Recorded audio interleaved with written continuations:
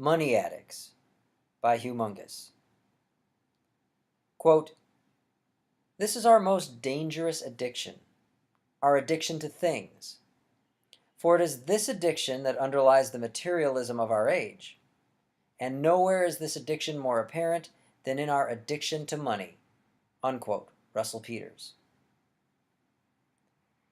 People are labeled quote-unquote addicts for dependency to anything these days.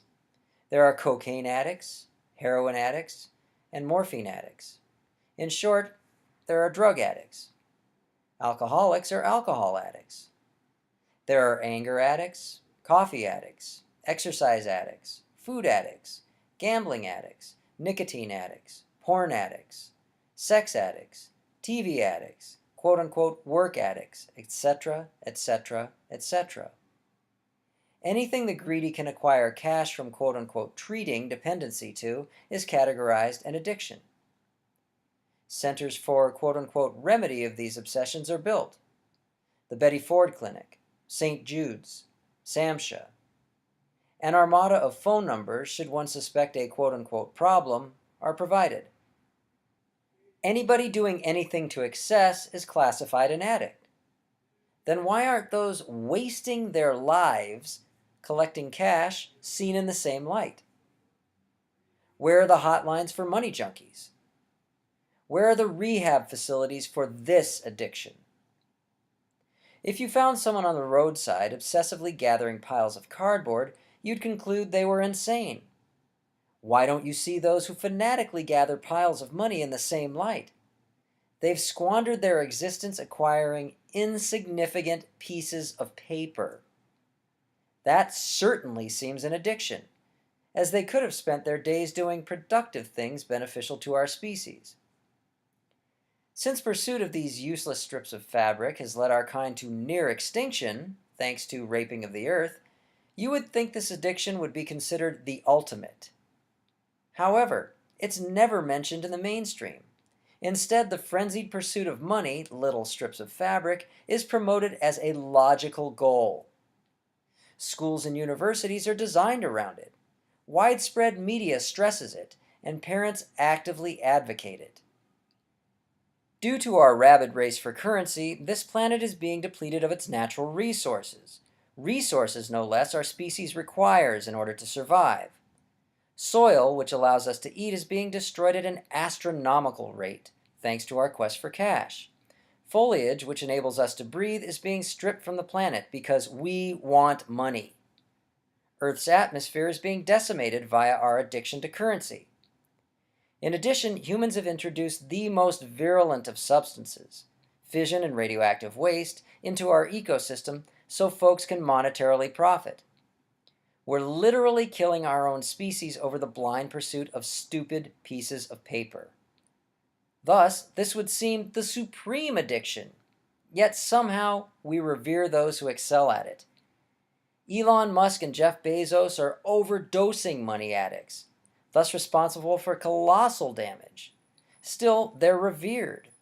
Idolized, these severe promoters of the pernicious are provided platforms from which to dispense their ideas. Being that, quote, money is the root of all evil, unquote, according to our own words, why do we venerate those who've most blatantly supported this nefarious system? We're all survival addicts. This fact is used against us by those we've placed in positions of quote-unquote power. Our quote-unquote leaders, who are nothing more than psychopathic control freaks, brainwash us the only way to subsist is via their system, the monetary system. Some of us support this suicidal scam and become money addicts. Those who do are sick. If they don't get their fix, they stress, creating mental and physical detriment, or destroy their own kind for a hit of the smack. Such is not our natural state, but one we've been lied to as optimal. Don't believe me? Were your children born with an acute hunger for cash? Were you? Of course not. Then this was something you were obviously indoctrinated into believing. Infants don't exit the womb and attempt to suckle a $100 bill. They aren't excruciatingly concerned with fistfuls of 20s when suffering from thirst. It's only via brainwashing, with which this scheme mercilessly bludgeons them, they're transformed into money addicts. In our current system, if one were to create quote-unquote treatment centers for this addiction, their primary goal would be to obtain as much cash as possible. That's the main objective of any business, right? Such would be hypocritical to its patients. You quote-unquote treat somebody for an addiction to cash, yet only do so because you're getting paid and are thereby an addict as well? We don't see ourselves as addicted. In the same way, we don't see ourselves as insane for believing quote-unquote America exists. This, even though we can fly above the planet, look down, not see any borders, and definitively prove quote-unquote America isn't there. If we were a different species, traveling to Earth, gazing upon this planet in an uninhabited state, we wouldn't see countries. Hence, we wouldn't recognize quote-unquote America, quote-unquote China, quote-unquote Russia, etc.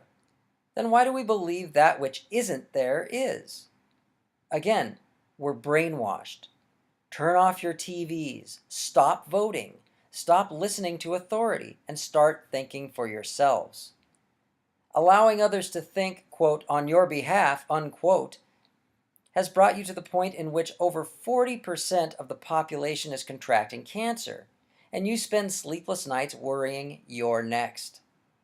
Granting others the power to do your cogitation has placed you moments from nuclear annihilation and drowning in radioactive fallout. Bequeathing others the quote-unquote right to ruminate for you has forced you to become a money addict, at the risk of death should you refuse to acquiesce. If you still falsely believe you're doing your own thinking, ask yourself if you'd choose to pay bills and taxes. Would you elect to pay quote-unquote debts politicians you've never met before have accrued? Whether you continue pretending this system to which we capitulate is somehow beneficial to our species is of no consequence. Reality will keep moving forward, crushing you, me, and the architects of this suicidal pyramid scheme in its wake.